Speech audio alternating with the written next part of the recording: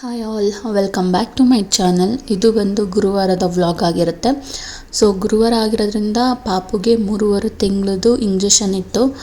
So ಬ್ಯಾಂಗ್ಳೂರಲ್ಲಿ ಹೆಂಗೆ ಅಂದರೆ ಗೌರ್ಮೆಂಟ್ ಹಾಸ್ಪಿಟ್ಲಲ್ಲಿ ಗುರುವಾರ ಇಂಜೆಕ್ಷನ್ ಹಾಕ್ತಾರೆ. ಸೊ ಪಾಪುಗೆ ಹೋಗಿ ಇಂಜೆಕ್ಷನ್ ಹಾಕ್ಸ್ಕೊಂಡು ಬರ್ತಾಯಿದ್ದೀನಿ. ಸೊ ಗೌರ್ಮೆಂಟ್ ಹಾಸ್ಪಿಟ್ಲಲ್ಲೇ ಇಂಜೆಕ್ಷನ್ ಹಾಕ್ಸ್ದೆ. ಯಾಕಂದರೆ ಪ್ರೈವೇಟಲ್ಲಿ ಇವಾಗ ಹಾಕ್ಸೋಕೆ ಹೋದರೆ ಹತ್ತತ್ರ 2,000 ಖರ್ಚಾಗುತ್ತೆ. ಡೆಲಿವರಿ ಎಲ್ಲ ನನಗೆ ಪ್ರೈವೇಟ್ ಹಾಸ್ಪಿಟ್ಲಲ್ಲೇ ಆಯಿತು.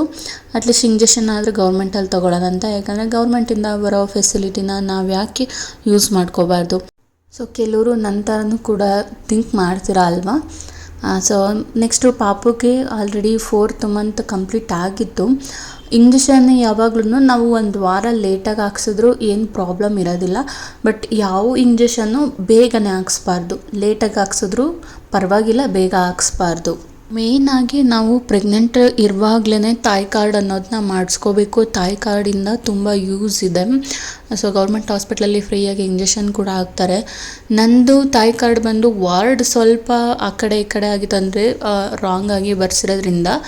ಸೊ ನಮ್ಮ ವಾರ್ಡ್ ಹಾಸ್ಪಿಟ್ಲಿಗೆ ಹೋದರೆ ಇದು ನಿಮಗೆ ಬರೋಲ್ಲ, ಆ ವಾರ್ಡಿಗೆ ಬರುತ್ತೆ, ಆ ವಾರ್ಡಿಗೆ ಬರೋಲ್ಲ, ಈ ವಾರ್ಡಿಗೆ ಬರುತ್ತೆ ಅಂತ ಆಟಾಡಿಸ್ತಾನೆ ಇದ್ದಾರೆ. ಬಟ್ ಏನೂ ಮಾಡೋಕ್ಕಾಗಲ್ಲ. ಲಾಸ್ಟ್ ಮಂತ್ ಹೆಂಗಾಗಿತ್ತು ಅಂದರೆ 2.5 ತಿಂಗಳಿಗೆ ಹಾಕೋ ಇಂಜೆಕ್ಷನ್ನ 3.5 ತಿಂಗಳು ಕಾಲಮ್ ಇರುತ್ತಲ್ಲ ಅಲ್ಲಿ ಫಿಲ್ ಮಾಡಿದರು. ಸೊ ನನಗೆ ಯಾವ ವಾರ್ಡ್ ಬರುತ್ತೆ ಆ ವಾರ್ಡ್ಗೆ ಹೋಗಿದ್ದಕ್ಕೆ ನೀವು ಫಸ್ಟ್ ಎಲ್ಲ ಹಾಕ್ಸ್ಕೊಂಡಿದ್ರೆ ಅಲ್ಲಿ ಹಾಕ್ಸಿ ಅಂತ. ಅಯ್ಯೋ ಬೇಡ, ಕನ್ಫ್ಯೂಸ್ ಆಗೋಗಿತ್ತು. ನಾನು ಹೆಂಗೆ ಇಂಜೆಕ್ಷನ್ ಕೊಡಿಸ್ಲಿ ಅನ್ನೋ ಥರ ಆಗೋಗಿತ್ತು. ಮತ್ತು ನಾನು ಎಲ್ಲಿ ಲಾಸ್ಟ್ ಟೈಮ್ ಹಾಕ್ಸಿದ್ದೆ ಅಲ್ಲಿಗೆ ಬಂದು ನೀವು ಈ ಥರ ರಾಂಗ್ ಮಾಡಿದ್ರೆ ಅಲ್ಲಿ ಹಾಕಲ್ಲ ಇಂಜೆಕ್ಷನ್ನು, ನೀವೇ ಹಾಕಿ ಅಂತ ಹೇಳಿದೆ. ಅದಾದಮೇಲೆ ಕರೆಕ್ಷನ್ ಮಾಡಿ ಹಾಕಿದ್ರು. ದಯವಿಟ್ಟು ಯಾರಾದರೂ ಮಗುಗೆ ಇಂಜೆಕ್ಷನ್ ಹಾಕ್ಸೋರಿದ್ರೆ ಒಂದ್ಸಲ ಇಂಜೆಕ್ಷನ್ ಹಾಕಿದ್ಮೇಲೆ ಅದು ಏನಿರುತ್ತೆ, ಒಂದು ಶೀಟ್ ಇರುತ್ತೆ, ತಾಯಿ ಕಾರ್ಡಲ್ಲಿ ಒಂದು ಶೀಟ್ ಇರುತ್ತೆ ವ್ಯಾಕ್ಸಿನೇಷನ್ದೇ. ಆ ಶೀಟ್ನ ಸ್ವಲ್ಪ ಚೆಕ್ ಮಾಡ್ಕೊಳ್ಳಿ, ಕರೆಕ್ಟಾಗಿ 2.5 ತಿಂಗಳದ್ದೇ ಕೊಟ್ಟಿದ್ದಾರಾ, 3.5 ತಿಂಗಳದ್ದು ಕೊಟ್ಟಿದ್ದಾರಾ ಅಂತ ಚೆಕ್ ಮಾಡ್ಕೊಳ್ಳಿ ಫಸ್ಟು. ನಾನು ಚೆಕ್ ಮಾಡ್ಕೊಂಡಿಲ್ಲ, ಸ್ವಲ್ಪ ತಲೆನೋವು ಆಯಿತು. ಪರವಾಗಿಲ್ಲ, ಹೋಗಿದ್ದಕ್ಕೆ ಸ್ವಲ್ಪ ಚೆನ್ನಾಗಿ ನೋಡಿ ಆಯಿತು, ಪರವಾಗಿಲ್ಲ, ಮಿಸ್ಟೇಕ್ ಆಗಿದೆ, ಸಾರಿ ಅಂತ ಹೇಳ್ಬಿಟ್ಟು ಇಂಜೆಕ್ಷನ್ ಕೊಟ್ಟರು. ಇನ್ನೊಂದೇನೆಂದರೆ 3.5 ತಿಂಗಳಿಗೆ ಹಾಕೋ ಇಂಜೆಕ್ಷನ್ ಕಾಲಮಲ್ಲಿ ಅವರು ಫಿಲ್ ಮಾಡಿದ್ರಿಂದ ಇಂಜೆಕ್ಷನ್ ಹಾಕಿದ್ದೀವಿ ಅಂತ ಟಿಕ್ ಮಾಡಿದರು. ಇನ್ನೊಂದೇನು ಭಯ ಅಂದರೆ 3.5 ತಿಂಗಳು ಇಂಜೆಕ್ಷನ್ನೇ 2.5 ತಿಂಗ್ಳಿಗೆ ಕೊಟ್ಬಿಟ್ಟಿದ್ದಾರೆ ಆಲ್ರೆಡಿ. ಹಾಗೆ ಯಾರೂ ಕೊಡೋದಿಲ್ಲ. ಮುಂಚೆನೇ ಕೊಟ್ಬಿಟ್ಟಿದ್ರೆ ಅದು ಸ್ವಲ್ಪ ಮಿಸ್ಟೇಕ್ ಆಗುತ್ತೆ. 3.5 ತಿಂಗ್ಳಿಗೆ ಕೊಡೋದ 2.5 ತಿಂಗಳು ಮಗು ಕೊಟ್ಟರೆ ತಡ್ಕೊಳ್ಳೋಕ್ಕೂ ಆಗೋದಿಲ್ಲ. ಸೊ ಅದೊಂದು ಸ್ವಲ್ಪ ಗಾಬರಿ ಆಗಿತ್ತು. ಹೋಗಿ ವಿಚಾರಿಸಿದಾಗ ಸೊ ಎಲ್ಲ ಪ್ರಾಬ್ಲಮ್ ಸಾಲ್ವ್ ಆಯಿತು. ಇಲ್ಲ, ನಾವು ಆ ರೀತಿ ಕೊಡೋಕ್ಕೆ ಸಾಧ್ಯ ಇಲ್ಲ, ಮಿಸ್ಟೇಕಾಗಿ ಆ ಕಾಲಮ್ನ ಟಿಕ್ ಮಾಡಿದ್ದೀವಿ ಅಷ್ಟೇ ಅಂತ ಹೇಳಿದ್ರು. ಸೊ ಇನ್ನು ಇಲ್ಲಿ ಹಾಸ್ಪಿಟ್ಲಿಂದ ಬಂದು 1 ಲೋಟ ಕಾಫಿ ಕುಡಿದ್ವಿ. ಕಾಫಿ ಕುಡಿದೆ ಅಂತೂ ಇರೋದಕ್ಕೆ ಆಗೋದಿಲ್ಲ. ನಮ್ಮತ್ತೆ ಅಂತೂ ಕಾಫಿ ಕುಡಿತನೂ ಅವ್ರಿಗೆ ಇನ್ಸ್ಟಾಗ್ರಾಮ್ ರೀಲ್ಸ್ ನೋಡ್ತಾರೆ. ರೀಲ್ಸ್ ನೋಡಬೇಕು, ತರಕಾರಿ ಹಚ್ತಾ, ಅಡುಗೆ ಮಾಡ್ತಾ, ಬೆಳ್ಳುಳ್ಳಿ ಸುಲಿತಾ, ಅವ್ರಿಗಂತೂ ಫೋನ್ ಇರಲೇಬೇಕು. ಫೋನ್ಗೆ ತುಂಬ ಅಡಿಕ್ಟ್ ಆಗಿಬಿಟ್ಟಿದ್ದಾರೆ. ನೆಕ್ಸ್ಟು ನಮ್ಮ ಹಸ್ಬೆಂಡ್ ಕಬೋರ್ಡು ಮತ್ತು ನನ್ನ ಬೀರು ಎಲ್ಲ ಕ್ಲೀನ್ ಮಾಡ್ಕೊಳ್ಳೋಣ ಅಂದ್ಕೊಂಡೆ. ಬಟ್ಟೆಗಳು ಒಣಗಿಸಿ ತೊಗೊಬಂದು ಅದು ಮಡ್ಸೋಕ್ಕಾಗದೆ ಸೋಂಬೇರಿತನದಿಂದ ಹಂಗೆ ತುಂಬ್ತಾ ಇದ್ದೆ. ಬಿಡು, ನಾಳೆ ಮಡ್ಸ್ಕೊಳ್ಳೋಣ, ನಾಡಿದ್ದು ಮಡ್ಸ್ಕೊಳ್ಳೋಣ ಅಂತ ಈ ಥರ ದಿನಗಳು ಕಳೆದೇ ಹೋಯಿತು. ಇನ್ನು ಬಟ್ಟೆಗಳು ಎತ್ಕೊಳ್ಳೋಕೆ ಹೋದರೆ ಸಿಗ್ತಾ ಇರಲಿಲ್ಲ. ಎಲ್ಲ ತುಂಬಿದ್ದೀವಲ್ಲ, ಅದೇ ಫೋಲ್ಡ್ ಮಾಡಿಟ್ರೆ ನೀಟಾಗಿ ಸಿಗುತ್ತೆ ಬಟ್ಟೆಗಳು ಎತ್ಕೊಳ್ಳೋದಕ್ಕೆ. ಸೊ ಫೈನಲಿ ಇವತ್ತು ಅಂದ್ಕೊಂಡೆ ಇದನ್ನು ಕ್ಲೀನ್ ಮಾಡಲೇಬೇಕು ಅಂತ. ಸೊ ಕ್ಲೀನ್ ಮಾಡಿದೆ. ಸ್ವಲ್ಪ ಡಿಸ್ಟ್ ಕೂಡ ಆಗಿತ್ತು, ಕ್ಲೀನಿಂಗ್ ಮುಗಿಸ್ದೆ. ಮತ್ತು ಒಬ್ಬರು ಕಮೆಂಟ್ ಮೂಲಕ ತಿಳಿಸಿದ್ರು, ಪ್ರೆಗ್ನೆನ್ಸಿ ಟಿಪ್ಸು ವ್ಲಾಗ್ ಮಾಡಿ ಅಕ್ಕ ಅಂತ. ಸೊ ನಾನು ಪ್ರೆಗ್ನೆಂಟಲ್ಲಿರುವಾಗ ನಿಜವಾಗ್ಲೂ ನಾನು ಯಾವುದೇ ಥರ ನೀಟಾಗಿ ಟ್ಯಾಬ್ಲೆಟ್ಸ್ ಆಗಿರ್ಬೋದು ಅಥವಾ ಊಟ ಆಗಿರ್ಬೋದು ತಿಂದಿಲ್ಲ. 7 ತಿಂಗಳಾದಮೇಲೆ ಯಾಕೋ ಹೊಟ್ಟೆ ದಪ್ಪ ಆಗ್ತಾನೆ ಇಲ್ಲ, ಮಗು ಬೆಳವಣಿಗೆ ಇದೆಯಾ ಇಲ್ವಾ ಅಂತ ನನಗೆ ಡೌಟಾಗಿ 7 ಮಂತ್ಸ್ ಮೇಲೆ ನಾನು ತಿನ್ನೋದಕ್ಕೆ ಸ್ಟಾರ್ಟ್ ಆಗಿದ್ದು. 5 ತಿಂಗಳವರೆಗೂ ವಾಮಿಟಿಂಗೇ ಆಗ್ತಾಯಿತ್ತು. ದಯವಿಟ್ಟು ನಂತರ ಯಾರೂ ಮಾಡ್ಕೋಬೇಡಿ. ಚೆನ್ನಾಗಿ ತಿನ್ನಿ, ವಾಮಿಟ್ ಆದರೂ ಪರವಾಗಿಲ್ಲ, ಚೆನ್ನಾಗಿ ತಿನ್ನಿ. ವಾಮಿಟ್ ಕಂಟ್ರೋಲ್ ಮಾಡೋದಕ್ಕೆ ಅಂತಲೇ ಟ್ಯಾಬ್ಲೆಟ್ಸ್ ಇರುತ್ತೆ, ಡಾಕ್ಟ್ರ್ ಹತ್ರ ಬರೆಸ್ಕೊಂಡು ಟ್ಯಾಬ್ಲೆಟ್ ತೊಗೊಳ್ಳಿ. ಸೊ ತುಂಬ ವಾಮಿಟ್ ಆಗ್ತಿದೆ, ಊಟನೇ ಸೇರ್ತಿಲ್ಲ ಅನ್ನೋವಾಗ ಅವರು ಟ್ಯಾಬ್ಲೆಟ್ ಬರ್ಕೊಡ್ತಾರೆ. ಅದರಿಂದ ಸ್ವಲ್ಪನಾದರೂ ಹೊಟ್ಟೆಗೆ ತಿನ್ಬೋದು. ಚೆನ್ನಾಗಿ ತಿನ್ನಿ, ಫ್ರೂಟ್ಸ್ ತಿನ್ನಿ, ಡ್ರೈ ಫ್ರೂಟ್ಸ್ ತಿನ್ನಿ, ಮೊಟ್ಟೆ ತಿನ್ನಿ, ಮಾಂಸ ತಿನ್ನೋರಿದ್ರೆ ಮಾಂಸನೂ ತಿನ್ನಿ. ಸ್ಯಾಲ್ಮನ್ ಫಿಶ್ ಅಂತ ಬರುತ್ತೆ, ಆ ಫಿಶ್ ತಿನ್ನಿ, ಚೆನ್ನಾಗಿರುತ್ತೆ. ನಾನಂತೂ ಯಾವುದೇ ಥರ ಫಿಶ್ ಏನೂ ತಿನ್ನೋದಕ್ಕೆ ಹೋಗಿಲ್ಲ. ನಾನು 7 ಮಂತ್ಸ್ ಮೇಲೆ ಏನೇನು ತಿಂದೆ ಅಂದರೆ ಡ್ರೈ ಫ್ರೂಟ್ಸು ಹಾಗೆ ತಿನ್ನೋದಕ್ಕೆ ನನಗೆ ಬೇಜಾರು. ಸೊ ಡ್ರೈ ಫ್ರೂಟ್ಸ್ ಲಡ್ಡು ಮಾಡಿಕೊಂಡು ತಿಂತಾಯಿದ್ದೆ. ಜೊತೆಗೆ ಮೊಟ್ಟೆ ಡೈಲಿ ತಿಂತಿದ್ದೆ. ಮತ್ತು ಮೊಳಕೆ ಕಾಳನ್ನೆಲ್ಲ ಮೊಳಕೆ ಕಟ್ಟು ಅದನ್ನು ಸ್ವಲ್ಪ ಈರುಳ್ಳಿ ಎಲ್ಲ ಹಾಕ್ಕೊಂಡು ಪಲ್ಯ ಥರ ಮಾಡ್ಕೊಂಡು ತಿನ್ನಿ, ಚೆನ್ನಾಗಿರುತ್ತೆ. ಜೊತೆಗೆ ತರಕಾರಿ ಊಟದ ಮಧ್ಯದಲ್ಲಿ ಒಂಚೂರು ಕ್ಯಾರೆಟು, ಬೀಟ್ರೋಟು ಈ ಥರ ತರಕಾರಿ ತಿನ್ನಿ, ಹಣ್ಣುಗಳು ತಿನ್ನಿ, ಚೆನ್ನಾಗಿರುತ್ತೆ. ಪಾಪುಗೂ ಹೆಲ್ದಿ ಅದು. ಮೇಯ್ನಾಗಿ ಡಾಕ್ಟ್ರು ಏನು ಬರ್ಕೊಟ್ಟಿರ್ತಾರೆ ಟ್ಯಾಬ್ಲೆಟ್ಸು ಅದನ್ನು ತೊಗೊಳ್ಳಿ. ಸೊ ನಾನು ಯಾಕೆ ಈ ವಿಡಿಯೋದಲ್ಲಿ ಹೇಳ್ತಾ ಇದ್ದೀನಿ ಅಂತ ಹೇಳಿದ್ರೆ, ಸೊ ನನ್ನ ಪ್ರೆಗ್ನೆನ್ಸಿ ಟಿಪ್ಸ್ ಆಗಿರ್ಬೋದು ಅದ್ರ ಬಗ್ಗೆ ನಾನೇ ಕರೆಕ್ಟಾಗಿ ನಾನು ಫಾಲೋ ಮಾಡಿರಲಿಲ್ಲ. ಸೊ ಹಾಗಾಗಿ ಅದಕ್ಕೆ ಸಪ್ರೇಟ್ ವ್ಲಾಗ್ ಮಾಡೋಣ ಅಂತ ಅನಿಸ್ಲಿಲ್ಲ. ಈ ವ್ಲಾಗಲ್ಲೇ 1-2 ಮಾತು ಹೇಳೋಣ ಅನಿಸ್ತು, ಹಾಗೆ ಮಾಡ್ತಾಯಿದ್ದೀನಿ. ಇನ್ನು ಹಸ್ಬೆಂಡ್ ಕಬೋರ್ಡ್ ಕ್ಲೀನ್ ಮಾಡೋಷ್ಟರಲ್ಲಿ ಊಟಕ್ಕೆ ಟೈಮ್ ಆಗಿತ್ತು. ಆಲ್ರೆಡಿ 3 o'clock ಆಗೋಗಿತ್ತು. ಸೊ ಊಟ ಮಾಡ್ಕೊಂಡು ನೆಕ್ಸ್ಟ್ ಕೆಲಸ ಮಾಡೋಣ ಅಂಥೇಳಿ ಇಲ್ಲಿ ಊಟ ಮಾಡ್ತಾಯಿದ್ದೀನಿ. ಊಟಕ್ಕೆ ಬಸ್ಸಾಂಬಾರು, ಪಲ್ಯ. ಈ ಬಸ್ಸಾಂಬಾರು ಬಂದು ನನ್ನ ಹಸ್ಬೆಂಡ್ ಮನೆ ಸೈಡು, ನಮ್ಮದು ಮಂಡ್ಯ ಸೈಡ್ ಈ ರೀತಿ ಬರೋದಿಲ್ಲ ಬಸ್ಸಾಂಬಾರು. ಇನ್ನು ಬ್ಯಾಗಿಗೆ ಸ್ಯಾರಿ ಎಲ್ಲ ಇಟ್ಕೊತೀನಿ, ಐರನ್ ಆಗಿರೋ ಸ್ಯಾರಿ. ಈ ಸ್ಯಾರಿ ಬಂದು ನಂದು ಧಾರೆ ಸೀರೆ. ಇನ್ನು ಈ ಸ್ಯಾರಿ ಬಂದು ನಮ್ಮ ಮಾವ ತೊಗೊಟ್ಟಿದ್ದು ನನಗೆ. ಈ ಸೀರೆ ನಾನು ಆನ್ಲೈನಲ್ಲಿ ತೊಗೊಂಡಿದ್ದು. ಇನ್ನು ಇದು ಕೂಡ ನಮ್ಮ ಮಾವನೇ ತೊಗೊಟ್ಟಿದ್ದು. ಇದು ಫಸ್ಟ್ ಟೈಮ್ ನನ್ನ ಹಸ್ಬೆಂಡ್ ಲವ್ ಮಾಡಬೇಕಾದ್ರೆ ತೊಗೊಟ್ಟಿದ್ದು. ನನ್ನ ಹತ್ರ ಇರೋ ಸ್ಯಾರಿಲಿ ಕಾಸ್ಟ್ಲಿ ಸ್ಯಾರಿ ಅಂದರೆ ಇದೊಂದೇ. ಇನ್ನು ಇದು ಕೂಡ ನನ್ನ ಮಾವನೇ ತೊಗೊಟ್ಟಿದ್ದು. ಇದು ರಿಲೇಷನಲ್ಲಿ ಯಾರೋ ಅರಿಶಿನ ಕುಂಕುಮಗೆ ಕೊಟ್ಟಿದ್ದು. ಇನ್ನು ಈ ಸೀರೆ ನಾನು ಕತ್ಕೊಂಡು ಬಂದಿರೋದು ನಮ್ಮ ಅಮ್ಮ ಮನೆಯಿಂದ, ಗೊತ್ತಿಲ್ಲ. ಈ ಸೀರೆ ನೋಡಿದಾಗ ಇಷ್ಟ ಆಯಿತು. ಸರಿ ಯಾವ್ದಾರ ಸಿಲ್ವರ್ ಕಲರ್ ಬ್ಲೌಸ್ ಹಾಕ್ಕೊಂಡ್ರೆ ಚೆನ್ನಾಗಿರುತ್ತೆ ಅಂತ ಹೇಳ್ಬಿಟ್ಟು ತೊಗೊಂಡು ಬಂದೆ. ಈ ವಿಡಿಯೋ ಏನಾದರೂ ನೋಡ್ತಿದ್ರೆ ನಮ್ಮ ಅಮ್ಮಂಗೆ ಗೊತ್ತಾಗುತ್ತೆ ಈ ಸೀರೆನ ಇವಳು ತೊಗೊಂಡೋಗಿರೋದು ಅಂತ. ಇನ್ನು ನನ್ನ ಹತ್ರ ಸ್ಯಾರಿ ಕಲೆಕ್ಷನ್ಸ್ ಆಗಲೇ ಹೇಳ್ದಂಗೆ ಇಲ್ಲ. ನಾನು ಯಾಕಂದರೆ ಇಷ್ಟು ಸ್ಯಾರಿಗಳನ್ನೂ ಒಂದೇ ಟೈಮ್ ನಾನು ಯೂಸ್ ಮಾಡಿರೋದು. ಯಾವ ಫಂಕ್ಷನ್ಸು ನಾನು ಅಟೆಂಡ್ ಮಾಡೋದಕ್ಕೆ ಹೋಗೋದಿಲ್ಲ, ತುಂಬ ರೇರು. ಆ ರೇರ್ ಫಂಕ್ಷನ್ಗೂ 1-2-3 ಜನ ಫೋರ್ಸ್ ಮಾಡಬೇಕು, ಪ್ಲೀಸ್ ಬಾ ಅಂತ. ಆವಾಗಷ್ಟೇ ನಾನು ಫಂಕ್ಷನ್ಸ್ ಅಟೆಂಡ್ ಮಾಡ್ತೀನಿ. ಈ ಕೆಟ್ಟ ಬುದ್ಧಿ ಯಾವಾಗ ಬಿಡ್ತೀನಿ ಅಂತ ಗೊತ್ತಿಲ್ಲ. ಬಟ್ ನನಗೇನೋ ಇಷ್ಟ ಆಗಲ್ಲ ಅಷ್ಟಾಗಿ ಫಂಕ್ಷನ್ಸ್ಗೆಲ್ಲ ಅಟೆಂಡ್ ಮಾಡಬೇಕು ಅಂದರೆ. ಇಷ್ಟ ಆಗಲ್ಲ ಅನ್ನೋದಕ್ಕೂ ಮುಂಚೆ ಏನು ಹೇಳ್ತೀನಿ ಅಂದರೆ, ಫಂಕ್ಷನ್ ಅಟೆಂಡ್ ಮಾಡಬೇಕು ಅಂದ್ಕೊಂಡಿರ್ತೀನಿ. ಬಟ್ ಏನಾಗುತ್ತೆ ಅಂದರೆ ಆವತ್ತಿನ ದಿನವೇ ನಾನು ಸೈಕ್ ಮಾಡ್ತಾಯಿದ್ದೀನಿ, ಅಂದರೆ ಹುಚ್ಚುಚ್ಚಿ ಥರ ಆಡೋದಕ್ಕೆ ಸ್ಟಾರ್ಟ್ ಆಗ್ಬಿಡ್ತೀನಿ. ನಾನು ಬರೋಲ್ಲ ಹಂಗೆ ಹಿಂಗೆ ಅಂದ್ಕೊಂಡು. ನಿಜ ಅದೆಲ್ಲ ಸ್ವಲ್ಪ ಕಮ್ಮಿ ಮಾಡ್ಕೋಬೇಕು. ಇನ್ನು ಈ ಸೀರೆ ನಮ್ಮ ಅತ್ತೆದು ಹಳೆಯ ಸೀರೆ ಇತ್ತು, ತುಂಬ ಹಳೆಯದು. ಅದರಲ್ಲಿ ನಾನು ಗೌನ್ ಹೊಲಿಸ್ಕೊಂಡಿದ್ದೆ, ತುಂಬ ಚೆನ್ನಾಗಿ ಕಾಣಿಸಿದ್ದು. ಒಂದು ಟೈಮ್ ಹಾಕ್ಕೊಂಡಿದ್ದೆ ಅಷ್ಟೇ ಈ ಗೌನ್ನ. ಇನ್ನು ಇದು ಬಂದು ನನ್ನ ಹಸ್ಬೆಂಡ್ ನನ್ನ ಬರ್ಡೇಗೆ ಕೊಡಿಸಿದ್ದು ಲಾಸ್ಟ್ ಇಯರಲ್ಲ, ಅದರ ಲಾಸ್ಟ್ ಇಯರ್ ಮದುವೆ ಆಗಿದ್ದ ಸ್ಟಾರ್ಟಿಂಗಲ್ಲಿ ನಾನು ಈ ಡ್ರೆಸ್ನ ಈ ವೇಲ್ ನೋಡಿನೇ ತೊಗೊಂಡಿದ್ದು. ಇನ್ನು ಈ ಡ್ರೆಸ್ಸುಗಳು ಯಾವುವು ಆಗೋದಿಲ್ಲ. ಇವೆಲ್ಲ 1 ಟೈಮ್ 2 ಟೈಮ್ಸ್ ಹಾಕ್ಕೊಂಡಿರ್ಬೋದು ಅಷ್ಟೇ, ಇನ್ನು ಆಗೋದಿಲ್ಲ. ಇನ್ನು ಯಾರಿಗಾನ ಕೊಡೋಕ್ಕೂ ಮನಸ್ಸಿಲ್ಲ. ಅದಕ್ಕೋಸ್ಕರ ಅದನ್ನು ಸಪ್ರೇಟ್ ಬ್ಯಾಗಿಗೆ ಎತ್ತಿಕ್ಬಿಡ್ತೀನಿ. ಇದು ಅಷ್ಟೇ 1-2 ಟೈಮ್ಸ್ ಹಾಕ್ಕೊಂಡಿರ್ಬೋದು ಅಷ್ಟೇ. ವೇಲು ಚೆನ್ನಾಗಿತ್ತು. ಇದು ನನಗೆ ನನ್ನ ಅತ್ತೆ ಕೊಡಿಸಿದ್ದು. ವೈಟ್ ಕಲರ್, ಫುಲ್ ವೈಟ್ ಇರುತ್ತೆ. ಡಿಸೈನ್ ಕೂಡ ಚೆನ್ನಾಗಿತ್ತು, ಸಿಂಪಲ್ಲಾಗಿ ಚೆನ್ನಾಗಿತ್ತು. ಹಾಕ್ಕೊಂಡಾಗಲೂ ಚೆನ್ನಾಗಿ ಕಾಣಿಸ್ತಾಯಿತ್ತು. ಇನ್ನು ಪ್ರತಿ ಸಲ ನಾನು ಈ ಥರ ಕಬೋರ್ಡೆಲ್ಲ ಕ್ಲೀನ್ ಮಾಡಿದಾಗ ಪ್ರತಿ ಸಲ ಒಂದಷ್ಟು ಬಟ್ಟೆಗಳು ಸಿಗುತ್ತೆ ಯಾರಿಗಾನ ಕೊಡೋದಕ್ಕೆ. ಯಾಕಂದರೆ ನನಗಾಗೋದಿಲ್ಲ, ನನಗೆ ಗೊತ್ತಿಲ್ಲ. ಮಂತ್ಲಿ ನಾನು ದಪ್ಪ ಆಗ್ತಾಯಿದ್ದೀನಿ ಅಂತ ಅನಿಸುತ್ತೆ. ಈ ತಿಂಗಳಾಗಿದ್ದ ಡ್ರೆಸ್ಸು ನೆಕ್ಸ್ಟ್ ತಿಂಗ್ಳಿಗೆ ಆಗೋಲ್ಲ, ಹಂಗೆ ಆಗ್ತಾಯಿದ್ದೆ. ಗೊತ್ತಿಲ್ಲ ಯಾಕೆ ಇಷ್ಟು ದಪ್ಪ ಆಗ್ತಾಯಿದ್ದೀನಿ ಅಂತ. ಸೊ ಹಾಗಾಗಿ ನಾನು ಯಾವುದು ಜಾಗನೂ ಇರೋದಿಲ್ಲ ಬೀರುಲಿ ಇಟ್ಕೊಳ್ಳೋದಕ್ಕೆ ಅಂತ ಹೇಳ್ಬಿಟ್ಟು ಯಾರಿಗಾನ ಕೊಟ್ಬಿಡ್ತೀನಿ ನಾನು ಡ್ರೆಸ್ಗಳನ್ನೆಲ್ಲ. ಇನ್ನು ಈ ಬ್ಯಾಗಲ್ಲಿ ಬಂದು ಈ ಸೀರೆಗಳೆಲ್ಲ ಡ್ರೆಸ್ ಹೊಲ್ಸೋಕ್ಕೆ ಅಂತಲೇ ಇಟ್ಕೊಂಡಿದ್ದೀನಿ, ಇನ್ನೂ ಹೊಲಿಸಿಲ್ಲ. ಇನ್ನು ಇದು ಅಷ್ಟೇ ಅತ್ತೆದೆ. ಇದು ಗ್ರ್ಯಾಂಡಾಗಿ ಚೆನ್ನಾಗಿದೆ. ಇದರಲ್ಲಿ ಲೆಹೆಂಗಾ ಹೊಲ್ಸೋಣ ಅಂದ್ಕೊಂಡಿದ್ದೀನಿ. ಬಟ್ ಇವಾಗಲೇ ಹೊಲ್ಸಲ್ಲ, ಯಾಕಂದರೆ ಪಾಪು ಚಿಕ್ಕವಳಿದ್ದಾಳೆ. ಗ್ರ್ಯಾಂಡ್ ಡ್ರೆಸ್ ಎಲ್ಲ ಹಾಕಿದ್ರೆ ಅವಳಿಗೆ ಚುಚ್ಚುತ್ತೆ ಅನ್ನೋ ಸಲುವಾಗಿ ನಾನು ಯಾವುದು ಇವಾಗ ಗ್ರ್ಯಾಂಡ್ ಡ್ರೆಸ್ ಅದು ವೇರ್ ಮಾಡ್ತಿಲ್ಲ. ಇನ್ನು ಇದೆಲ್ಲ ಸಿಂಪಲ್ ಸ್ಯಾರಿಗಳೇ, ಇದಿನ್ನೂ ಹೊಸದು. ಅದರಲ್ಲೂ ಯಾವ್ದಾರ ಡ್ರೆಸ್ ಹೊಲ್ಸೋಣ ಅಂದ್ಕೊಂಡಿದ್ದೀನಿ.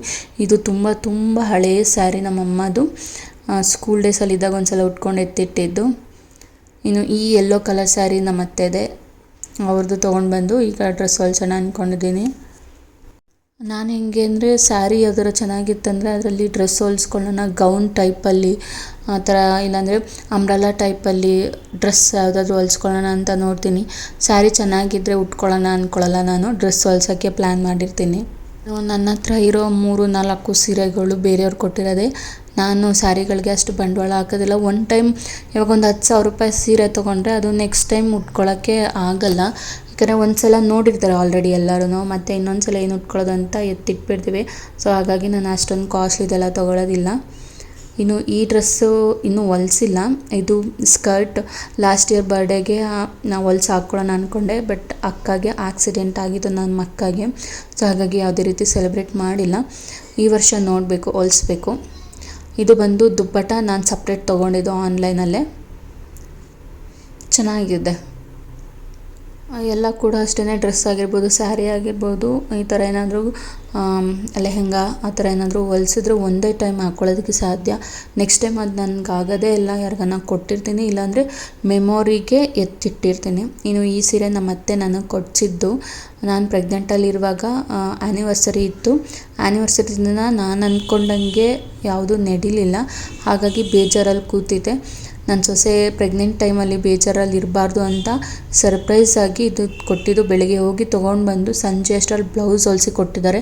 ಇನ್ನು ಬ್ಲೌಸ್ ಅಳತೆ ಕೇಳಿದ್ರೆ ಅವಳಿಗೆ ಗೊತ್ತಾಗುತ್ತೆ ಅಂತ ಹೇಳ್ಬಿಟ್ಟು ಅವರು ಅವ್ರ ಅಳತೆನೇ ಕೊಟ್ಟು ನನಗೆ ಹೊಲಿಸ್ಕೊಟ್ಟಿದ್ದಾರೆ. ಯಾಕಂದರೆ ಆ ಟೈಮಲ್ಲಿ ನಾನು ಆಲ್ಮೋಸ್ಟ್ ಅವ್ರ ಸೈಜೇ ಇದ್ದೆ, ಆಗುತ್ತೆ ಈ ಬ್ಲೌಸ್ ಅಂತ ಹೇಳ್ಬಿಟ್ಟು ಅವ್ರ ಅಳತೆನೇ ಕೊಟ್ಟು ಹೊಲಿಸಿದ್ರು. ಇನ್ನು ಈ ಬ್ಯಾಗಲ್ಲಿ ಇನ್ನೂ ಈ ಸೀರೆಗಳಿಗೆ ಯಾವುದು ನಾನು ಇನ್ನೂ ಬ್ಲೌಸ್ ಹೊಲಿಸಿಲ್ಲ, ಆ ಸೀರೆಗಳನ್ನ ಎತ್ತಿಡ್ತಾ ಇದ್ದೀನಿ. ಇದು ಗಂಗಮ್ಮ ತಾಯಿ ಅಂತ ದೇವಸ್ಥಾನ ಇದೆ, ಅಲ್ಲಿ ನಾನು ನನಗೆ ಮಗು ಆಗಲಿ ಅಂತ ಹರಕೆ ಹೊತ್ಕೊಂಡಿದ್ದೆ.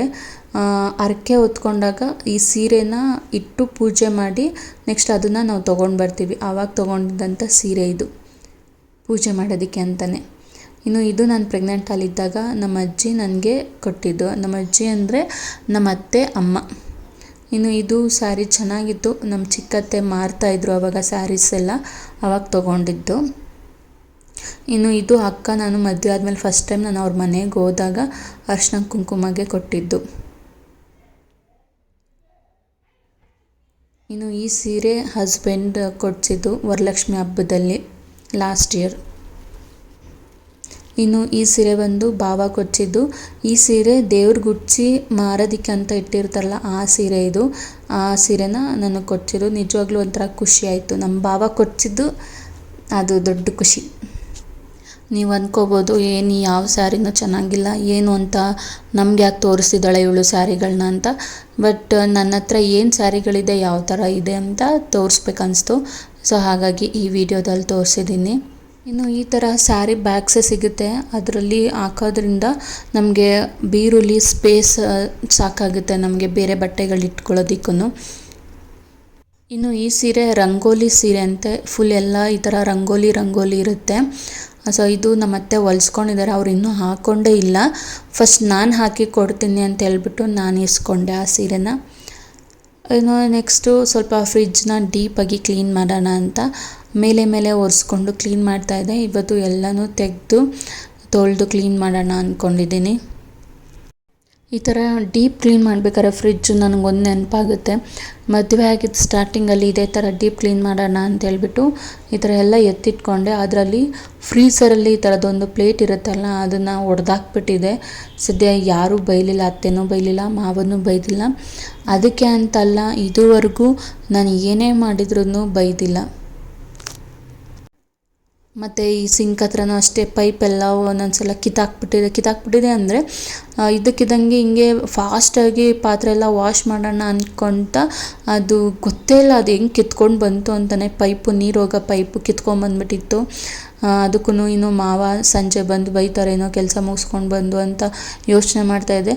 ಸದ್ಯ ಮಾವನೂ ಏನೋ ಬೈದೆ, ಹೋಗ್ಲಿ ಬಿಡು ಅದು ಆಗೋಗಿತ್ತು, ಅದಷ್ಟೇ ಅನಿಸುತ್ತೆ ಅದು ಅಂತ ಹೇಳ್ಬಿಟ್ಟು ಸಮಾಧಾನ ಮಾಡಿಬಿಟ್ಟು ಹೊಸದು ತಂದು ಹಾಕಿದ್ರು. ಇದುವರೆಗೂ ಏನೇ ಒಂದು ಮಾಡಿದ್ರೂ ಬೈದಿಲ್ಲ, ಹೋಗ್ಲಿ ಬಿಡು ಅದು ಆಗಿದ್ದಾಯಿತು ಈ ಥರ ಸಮಾಧಾನ ಮಾಡ್ತಾರೆ. ಅದೇ ನನಗೆ ಗೊತ್ತಿರೋ ಪ್ರಕಾರ ಬೇರೆ ಮನೆಗಳಲ್ಲಾದರೆ ಸೊಸೆಗೆ ಬೈತಾರೆ, ನೋಡ್ಕೊಂಡು ಕೆಲಸ ಮಾಡೋಕ್ಕಾಗಲ್ವ ಅಂತ. ಬಟ್ ನಮ್ಮ ಮನೇಲಿ ಬೈಯೋದಿಲ್ಲ. ಇನ್ನೊಂದೇನೆಂದರೆ ಬೈಯೋದಿಲ್ವಾ ಅಂತ ಅನ್ನೋಕ್ಕೂ ಅವಳು ಹೊರಗಡೆಯಿಂದ ಬಂದಿದ್ದಾಳೆ, ಬೈದರೆ ಬೇಜಾರು ಮಾಡ್ಕೊತಾಳೆ ಅನ್ನೋದಕ್ಕೋಸ್ಕರ ಬೈಯೋದಿಲ್ಲ. ಇನ್ನು ತರಕಾರಿನೆಲ್ಲ ಸಪ್ರೇಟ್ ಕವರ್ಗೆ ಹಾಕ್ಕೊತೀನಿ ನಾನು. ಈ ಥರ ತರಕಾರಿ ಹಾಕೋದಕ್ಕೆ ಕವರ್ ಸಿಗುತ್ತೆ. ಈ ಥರ ಕವರ್ಗೆ ಹಾಕ್ಬಿಟ್ಟು ಈ ಥರ ಒಂದು ಜಿಪ್ ಎಳೆದ್ರೆ ಸೊ ಫ್ರಿಜ್ಜಲ್ಲಿ ಚೆನ್ನಾಗಿರುತ್ತೆ ತರಕಾರಿ ಎಲ್ಲ.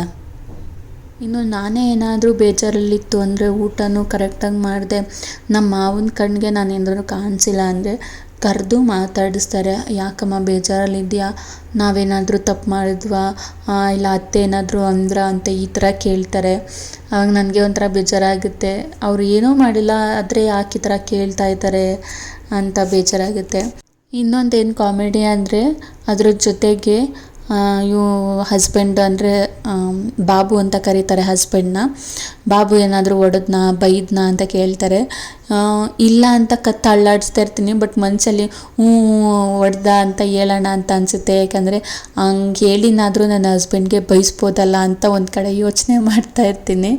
ಇನ್ನು ಫ್ರೂಟ್ಸ್ ಎಲ್ಲ ಈ ಥರ ಸಪ್ರೇಟ್ ಎತ್ತಿಟ್ಕೊತೀನಿ.